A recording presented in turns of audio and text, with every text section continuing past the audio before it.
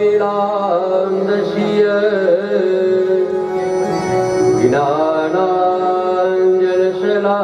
ज्ञानाञ्जनशलाकया चक्षुरुन्मिलितं येन तस्मै श्रीगुरवे नमः। वक्रतुण्ड महाकाय सूर्यकोटिसमप्रभा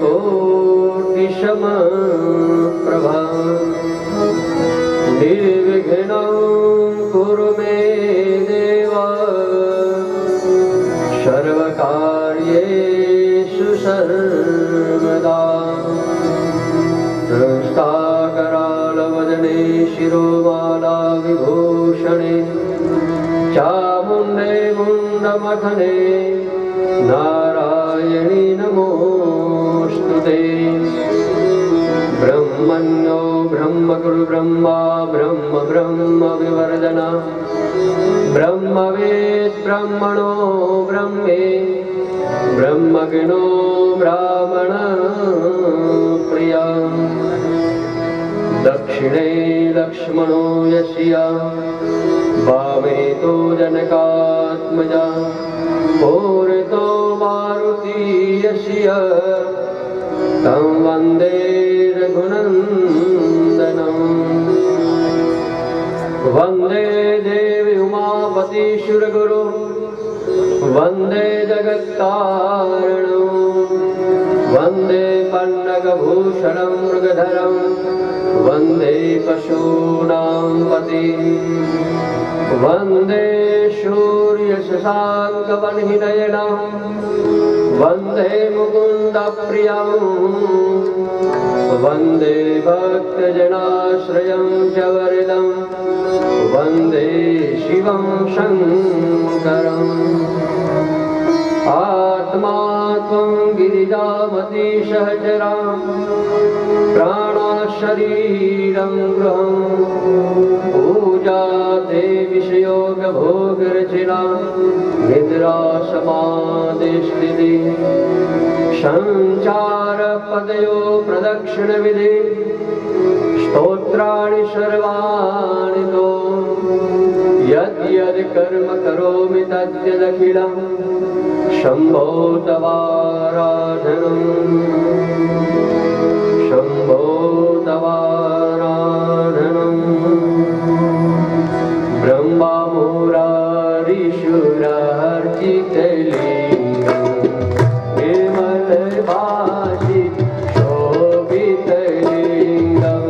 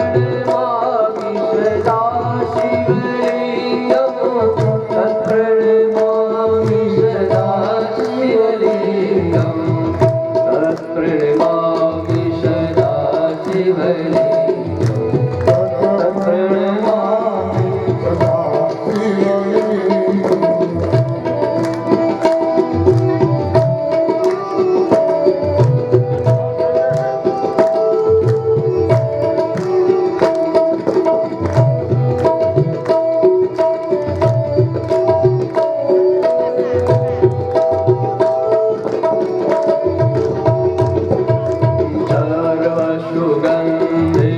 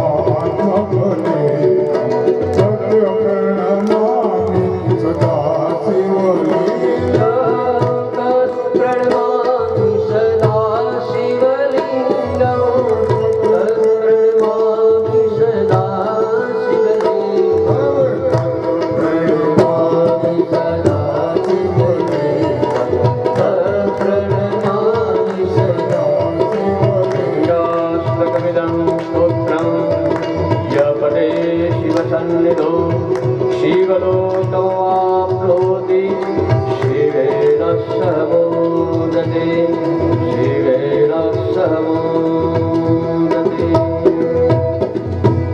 बोलो सोमनाथ महादेव की जय, द्वारिकाधीश की, गोवर्धननाथ की, वल्लभाधीश की, श्याम सुंदर श्री यमुने महारानी श्यावर रामचंद्र की जय।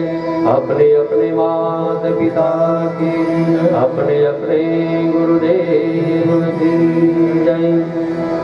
नमः शिवाय नमः शिवाय हर हर भोले नमः शिवाय नमः शिवाय नमः शिवाय हर हर भोले नमः शिवाय।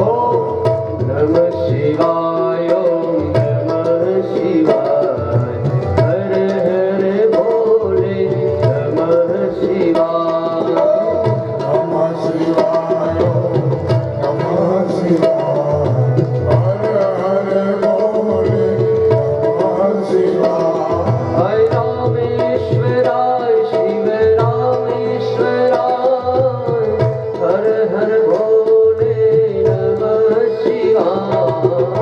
रामेश्वराय शिव रामेश्वराय हर हर भोले नमः शिवाय। गंगाधराय शिव गंगाधराय हर हर भोले नमः शिवाय। गंगाधराय शिव गंगाधराय हर हर भोले नमः शिवाय। ओम नमः शिवाय ओम नमः शिवाय हर हर भोले नमः शिवाय। नमः शिवाय ओम नमः शिवाय हर हर भोले नमः शिवाय। जटाधराय शिव जटाधराय हर हर भोले नमः शिवाय। जटाधराय शिव जटाधराय हर हर भोले नमः शिवाय। चंद्रेश्वराय शिव चंद्रेश्वराय हर हर भोले नमः शिवाय।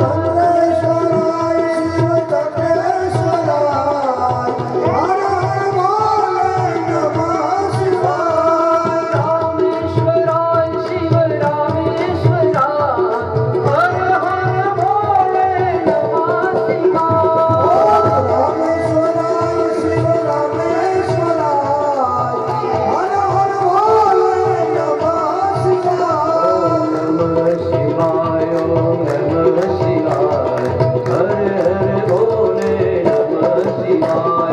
नमः शिवाय ओम नमः शिवाय हर हर भोले नमः शिवाय। हर हर भोले नमः शिवाय। हर हर भोले नमः शिवाय। हर हर भोले नमः शिवाय। आसीत् किरातनगरे ब्राह्मणो ज्ञानदुर्बलः दरिद्रो विकृतो देवा धर्मपराङ्गमुखः।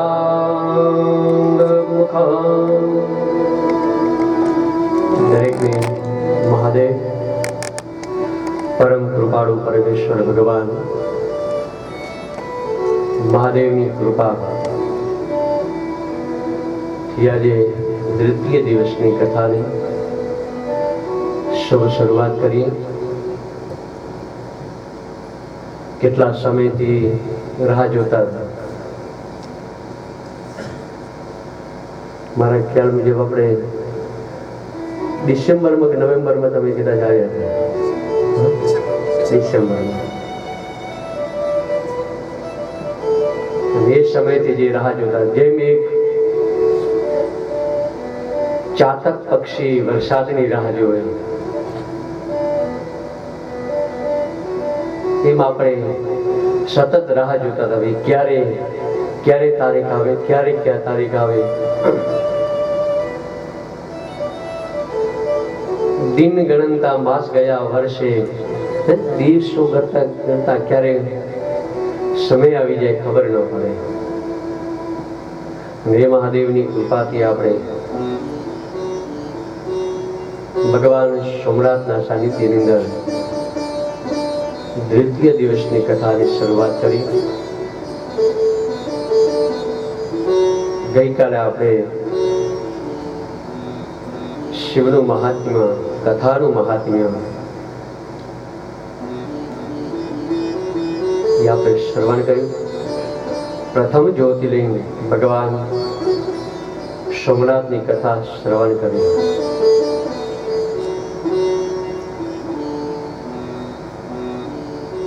ભગવાનની મહાદેવની જ્યારે કૃપા આપણા ઉપર પ્રાપ્ત થાય છે ત્યારે જ આપણે આ કર્મ વગેરે કરી શકીએ.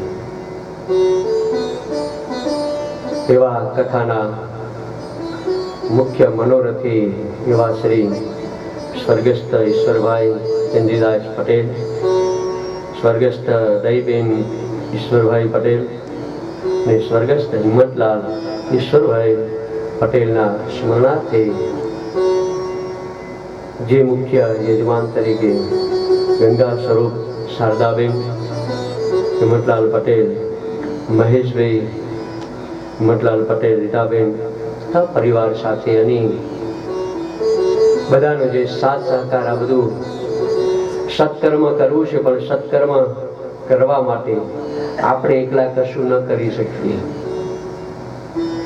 આપણે તો ઘણું બધું કરવું હોય,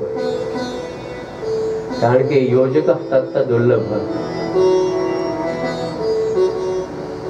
સતત જે આજે 13 વર્ષથી સતત 13મી આયોજન શ્રી રાધા કૃષ્ણ ભક્ત મંડળ મહેસાણા સમિતિ દ્વારા બ્રિજેશભાઈ, શાંતિભાઈ, શંભુભાઈ, કેશવલાલ, હસમુખભાઈ, આ બધાને સાથ સહકારથી આપણે સત્કર્મ, ઘણી વખત સત્કર્મ કરવું હોય પણ આપણાથી થઈ શકતું નથી, અને કદાચ આપણે કરવું હોય તો કઈ રીતે કરવું આપણને ખબર ન હોય. એક માજી એ બીજનું વ્રત કરે, દર બીજના દિવસે દર્શન કરે, અને બીજનો બહુ જ મહિમા. 12 મહિનાની 12 બીજ એ તમે જુઓ ને, એટલે દર વખતે અલગ અલગ બીજ હોય.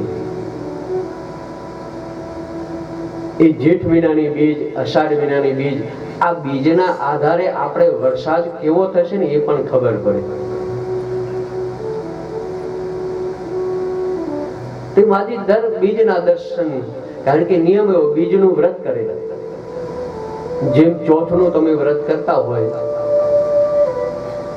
તો ચોથને દિવસે વ્રત શું હોય કે એમાં ગણપતિનું વ્રત છે, પણ એમાં ચંદ્રના દર્શન કરી અને પછી ભોજન વગેરે કરવાનું છે. એમાં ચંદ્રનો મહિમા. આપણને ઘણી વખત થતું ને બી વ્રતની પૂનમ ને આ પૂનમ, આ બધું અલગ અલગ કેમ હોય છે? ત્રીજને દિવસે ચોથ કેમ હોય છે? ચોથને દિવસે ચોથ થવી જોઈએ. તેનું રાશિ, એનો જે રાશિ પ્રમાણે હોય એ પ્રમાણે, એનું જ્યોતિષ શાસ્ત્ર પ્રમાણે. કારણ કે આ જે બીજ છે, ચોથ છે, પૂનમ છે, આ વ્રત છે, તો આ વ્રત કોને આધારે? મુખ્ય પ્રધાન કોણ? તેમાં ચંદ્ર.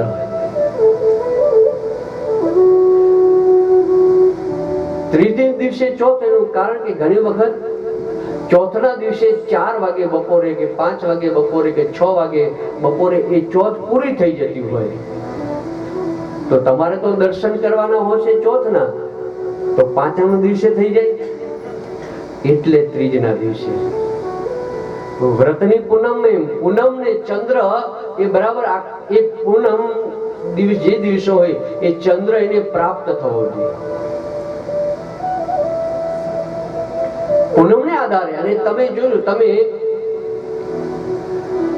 12 મહિનાની જે 12 પૂનમ હોય એ જે દિવસે પૂનમ હોય એ જ દિવસે એ નક્ષત્ર હોય. જેમ કે ચૈત્ર મહિનાની પૂનમ હોય તો ચિત્રા નક્ષત્ર હોય, જેઠ મહિનાની પૂનમ હોય તો જ્યેષ્ઠા નક્ષત્ર હોય,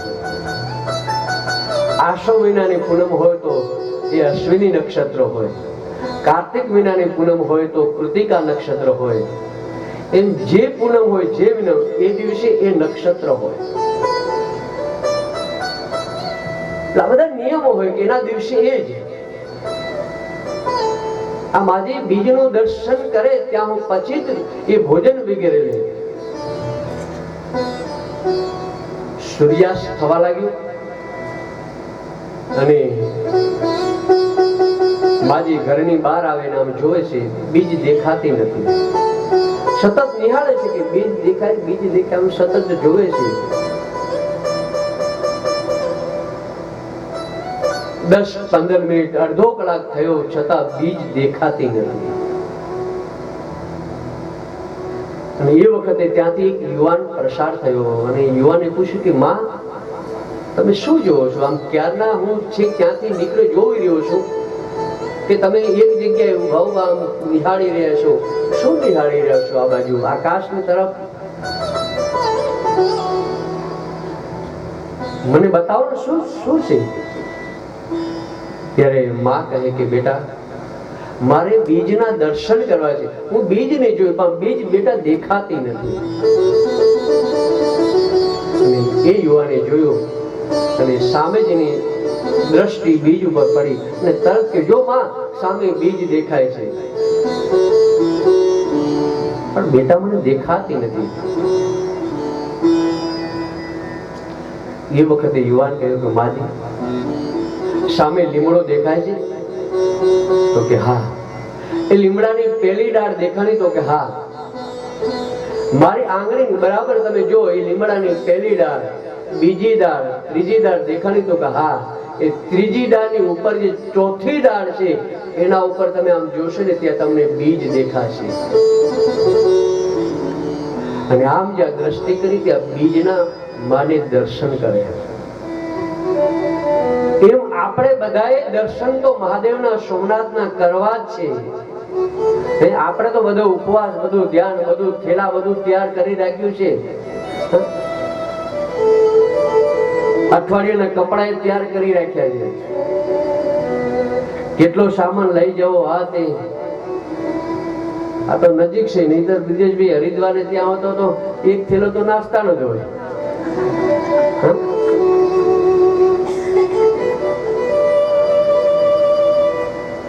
બહાર તો બીજા રાજ્યોમાં જતા હતા ને, ગુજરાતી બહુ ખાતે બહુ. હરિદ્વાર ગયા ત્યાં કે અથાણું લાવીશું, ખાખરા લાવી, ગોળ. હા, ગોળ તો જોઈ. એકદમ તો એનો જોઈ. અને પાછા ઘણા એવી ટેવ હોય કેવી ખબર, બીજાનો નાસ્તો પેલા ખાવાનો. પોતાનો નાસ્તો ખાય ને. એમાં નહીં, ભાઈઓની વાત કરું તો એમાં પોતે મસાલા લઈને આવ્યા હોય ને એ હંગરી રાખે અને બીજાના મસાલા ખાધા રાખે. હું તો અરે હું તો ભૂલી જ ગયો. અને પછી ઓલા ભાઈ જોડે થઈ રહી લે, પોતે છાનો છાનો ખાઈને આવતો રહે. ક્યાંથી? તો કે હું અહીંથી જ લઈને આવ્યો. આ ઘણાને એકલી ખાવાની, એકલાને ખાવાની કેવો હોય. તો અહીં છે ને બધી વ્યવસ્થા નજીક છે, બહુ સરસ સરસ વ્યવસ્થા છે. કહેવાનો મતલબ એ માજીની બીજના દર્શન કરવાના હતા. એમ આપણે બધાએ સોમનાથ આવવાનું હતું, પણ આપણે કઈ રીતે આવી, કઈ રીતે વ્યવસ્થા થાય, શું થાય, શું કરવું, કઈ રીતે રહેશું, કઈ રીતે જવું. અને સરસ વિચાર કરો કે સુંદર એસી વાળો હોલ, તો કે મને એવું લાગે કાલે થોડી ગરમી વધારે હતી. બધાને ગરમી લાગી તો છે, આનો પહેલો દિવસ હોય ને એટલે તો થાય.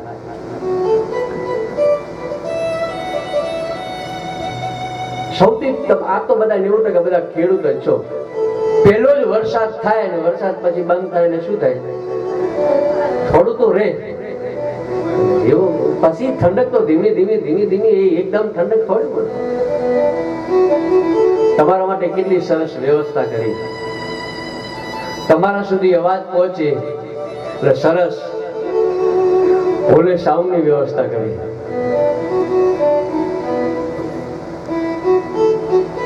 એક વખત ત્યારે તમારે સાદું માઇક હતું ને કથામાં, એ ન ચાલે એટલે તરત એમને સાઉન્ડની વ્યવસ્થા કરી, તમારા માટે ખુરશીની વ્યવસ્થા કરી. આટલી બધી વ્યવસ્થા કરી છતાં આપણે ધ્યાન સરખું આપણે બીજે ધ્યાન રાખી બીજે ઇતસ્તતા ભ્રમણ થઈ જાય એ ન થાય. કેટલી વ્યવસ્થા વિચાર કરો. આ 5 વ્યક્તિઓ જે આયોજન કરે છે એ એમને ઘરના કામકાજ તો હશે ને. દેવીના છોકરા એ 12માં જ હતો. કેટલું બધું ટેન્શન. અમારે 12માં હતો. 12માં પરીક્ષા પૂરી નીકળ્યું હાલ હવે થોડો ફ્રેશ થાય. 12 સાયન્સ હતો એટલે કવિ કાગ કહે હેજી અમે નિસરણી હે બનીને દુનિયામાં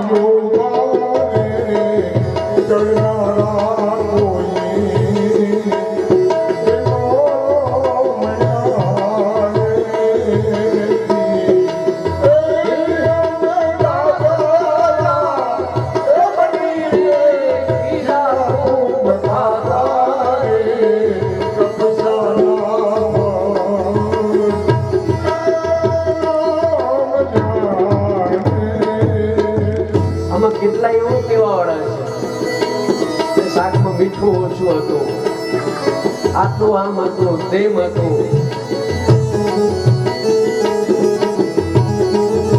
વિચાર કરો એ બાજરી હોય, બાજરીને વાઢી નાખે, ખળામાં લે, ઘંટીએ દળાય, દળીને પછી એનો રોટલો બને, તપે અને તપે પછી પીરશે ને જો પછી ખાનારા બરાબર ઉપયોગ ન કરે તો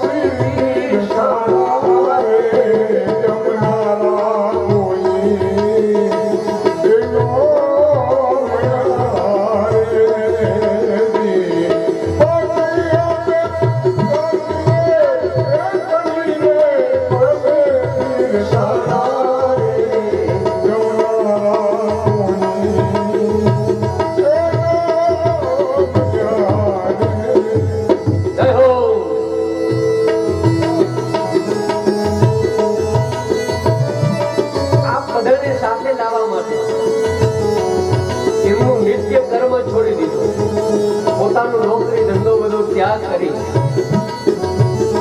અને એ રસ્તાનો ત્યાગ કરીને બીજો રસ્તો પકડ્યો તમારા માટે.